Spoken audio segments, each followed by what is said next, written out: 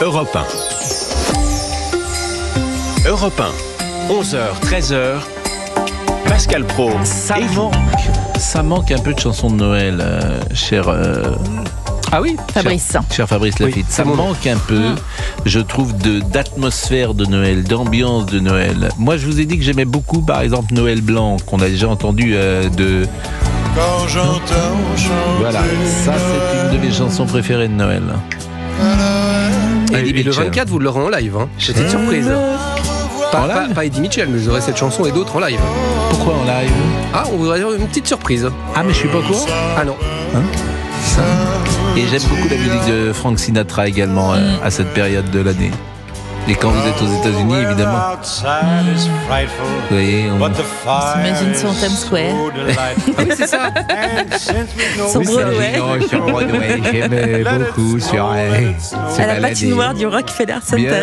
Bien évidemment. Et hier, je vous ai écouté du fin fond de mon lit et je sais que vous aviez envie d'entendre cette chanson. Ah, celle-là, elle est géniale. Elle va me faire pleurer, ça. Entre Avignon et les Saintes Marie. Comment ça s'appelle? Miras, c'est ça? Robert Miras, ça date de 1973. Mais il est toujours de ce monde, Robert Miras? Moi, j'aimerais bien l'avoir. Je vais regarder. Mais il était tout jeune à l'époque. Hein. Mais vraiment, j'aimerais bien l'appeler. Regardez, ça repart là. Dans le midi de la France. Elle est belle. Sous la dentelle. Et puis Minuit chrétien, c'est très bien également. Jésus est né en Provence. Jésus est dans le midi. Quelle voix il avait, ce jeune homme. Wish you a Merry Christmas, we wish you a Merry Christmas, We wish you a Merry Christmas and a Happy New Year. We wish you a Merry Christmas. Nous sommes avec l'ami Cyril de la Morinerie qui d'habitude est sur les terrains de sport et de football, mais pour le repas de Noël, il a fait une exception. Il est allé à Rungis. Il a mis son tablier. Exactement. Il est beau ce tablier. Mais pourquoi un G? Vous avez un G de... Eh bien, ce jet de Gilardo, parce que ce sont les huîtres Gilardo. Ils m'ont accueilli ce matin à 4h. Mais vous étiez à Rungis? J'étais à Rungis. C'est extraordinaire, Rungis. C'est exceptionnel. C'est-à-dire, c'est énormissime. Oui. C'est une ville dans la ville. Ça nourrit 18 millions de Français. C'est la première fois que vous alliez à Rungis? Et c'était la première fois. En fait, j'y suis allé 2 fois. J'y suis retourné ce matin pour amener des produits pour tout le monde, pour toute la rédaction. Le marché ouvre à quelle heure à Rungis? Je crois que c'est minuit et demi. Ah non, oui, mais même avant, vous y êtes. Parce qu'en fait, il m'expliquait, là, aux huîtres Gilardo, que ça bat son plein vraiment entre 10h du soir et jusqu'à 3h, 4h du matin, à la marée. Hein. Ah oui, dès 22h. Ah oui. Alors, qui vient acheter à Rungis? Ce sont les professionnels. Et ce sont les professionnels. C'est-à-dire que vous allez retrouver ces produits-là dans vos étals, chez vos commerçants, chez vos bouchers, votre charcutier. Et on ne peut pas rentrer comme ça, évidemment. Il faut une carte spéciale. Il faut une carte spéciale. Moi, j'étais invité par Rungis, ça a été merveilleux. Vous avez même un péage. Il y a un péage, oui. Exactement. Et ensuite, vous rentrez. Et alors là, c'est vraiment, je vous dis, vous avez une station-service, vous avez des restaurants, il y l'équipement, il y a des hangars. C'est une ville. Ah mais c'est une ville. Bien sûr. Là où je suis allé tout ce matin à la marée, c'est l'équivalent de 4 terrains de football, c'est des énormes hangars, et il y en a partout, et les acheteurs viennent. Et parfois, il y a des grands chefs qui sont là. Il y a eux qui ne veulent pas déléguer. Et il y a des gens qui vont 1 ou 2 fois par semaine à Rungis pour choisir eux-mêmes leurs propres produits. Ils envoient personne. J'ai rencontré le chef étoilé Alan Jam, franco-libanais, qui a son restaurant pas loin d'ici. Il vient chercher ses produits et il fait des merveilles avec ses produits de Rungis. Bon, les auditeurs de repas vous ont peut-être entendu ce matin. C'était tellement formidable qu'on s'est dit revenez. Parce que, alors, je suis désolé, je n'ai pas de produits avec tout moi. Tout a été mangé. Tout a été dévalisé et mangé. Notamment les huîtres. Je le dis, Constance Banquet, notre présidente, adore les huîtres. Elle a bien raison parce qu'elles sont absolument exceptionnelles cette année. Alors, vous savez qu'il y a plein de gens, je ne sais pas si c'est très, très beau comme formule, c'est un peu trivial. Il y a beaucoup de personnes qui n'aiment pas les huîtres. Alors, on peut ne pas aimer les huîtres.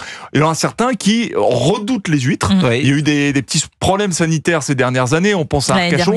Ça va beaucoup mieux. Ça va beaucoup mieux et les contrôles ont été vraiment augmentés. Et je peux vous dire qu'il y a vraiment un risque minime de tomber malade en mangeant une huître de Cancale, d'Oléron, d'Arcachon. Bon. Elles sont très, très bonnes. Le foie gras, moi j'aime beaucoup le foie gras. Alors évidemment aujourd'hui ça pose un problème éthique. Souvent il y a la manière dont sont gavés les oies choque, notamment la jeune génération. Ces débats-là sont souvent générationnels. Je mentirais si je disais que lorsque je mange du foie gras, je pense à l'oie qu'on a gavé. Je le regrette sans doute peut-être n'irai-je pas au paradis, mais il se trouve que j'aime bien le foie gras et que je mange le foie gras sans penser à cette pauvre oie. Mais est-ce que vous avez un foie gras à me conseiller, Cyril ? Alors écoutez, moi j'ai découvert la maison Mas. J'ai été accueilli ce matin par le père et par le fils. Ils sont absolument géniaux. C'est la 6e génération. Ils sont là depuis 1884 à Rungis. Et c'est un foie gras d'exception. C'est-à-dire que c'est un foie gras avec donc entier mi-cuit du Périgord engelé poire Williams. Et on le trouve où alors ça, ce foie gras ? Alors vous le trouvez chez vos petits alors, ça au marché. Comment, Mas ? M-A-2-S. Vous trouvez ça dans certains petits magasins. Je veux mettre foie M. Et le prix, on connaît le prix. Foie gras masse. Oui, alors ça doit être une vingtaine, 25 euros. 43 euros les 500 grammes. C'est beaucoup ou pas ? Combien vous dites ? 43 euros les. Non, c'est le prix. Ça fait 86 euros le kilo, quoi. Voilà. Oui, c'est à 43 euros et 500 grammes. Voilà, j'ai fait le calcul. Il faut toujours compter au kilo. Non, mais bien sûr. Mais moi, je me rends pas compte que c'est cher ou pas, 86 kilos. Non, alors ça peut être moins cher si vous faites vous-même. Oui. D'ailleurs, c'est tout à fait possible. Et vous pouvez aller, c'est ce que me disait ce matin la famille Mas, vous pouvez aller chez votre boucher ou votre charcutier, demander un foie et que vous allez préparer chez vous. Mais il y a beaucoup de gens qui font le foie gras. Par exemple, ma mère, pour ne pas la citer, fait le foie gras. Généralement, elle le fait 3-4 jours, 5 jours avant Noël, ou quand elle en veut en faire, elle le fait 4-5 jours avant de le consommer. Le foie gras, ça se consomme pas, faut le laisser reposer, on dit. Tout à fait. Je suis pas un spécialiste. Avec un petit peu d'alcool, un peu de sel, un peu de poivre. Il faut avoir un foie qui soit déveiné, parce que sinon. Et moi, j'aime bien évidemment, comme tout le monde, avec du pain de campagne grillé.